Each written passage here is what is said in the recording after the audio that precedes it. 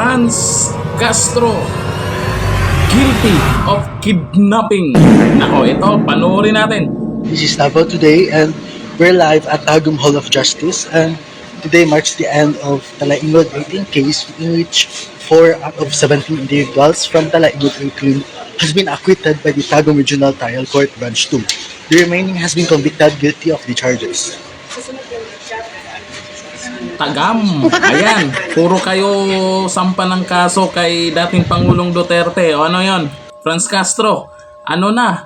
Nagresulta na ang ginawa nyo noong 2018. Ayan po, Franz Castro and Saturo Campo guilty of kidnapping, convicted by RTC Davao del Norte, Tagum City.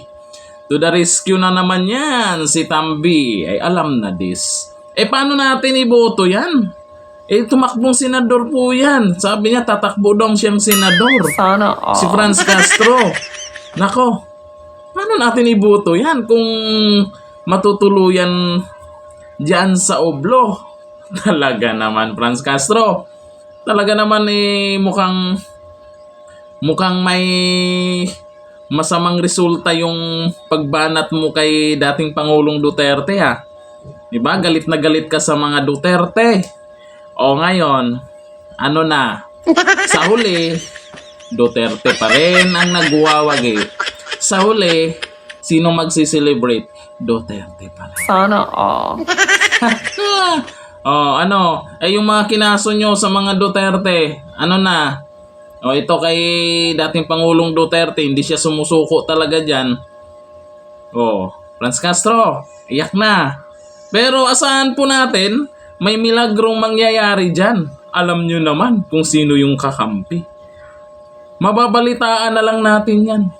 Abangan nyo na lang. Pero importante at mahalaga, yung ginawa nila noong 2018. 2018 ba yun? Kung hindi ako nagkakamali. Ay napatunayan. Kaya, mag-ingat-ingat po kayo dyan na bakit nasa Kongreso yan.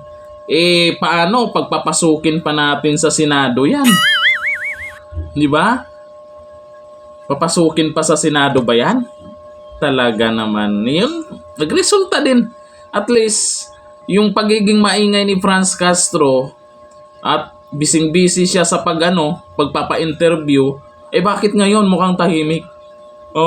Papa-interview ka na. Kaliwat kanan interview kagaya dati, di ba? Pag nagsampa ka ng kaso kay Tatay Diggs, kaliwat kanan yung interview. Ngayon, pa-interview ka na. Naku, nag-aabang yung mga karamihan dyan. Ano sasabihin mo dyan? Naku, Franz Castro. Dito na, thank you. Bye-bye.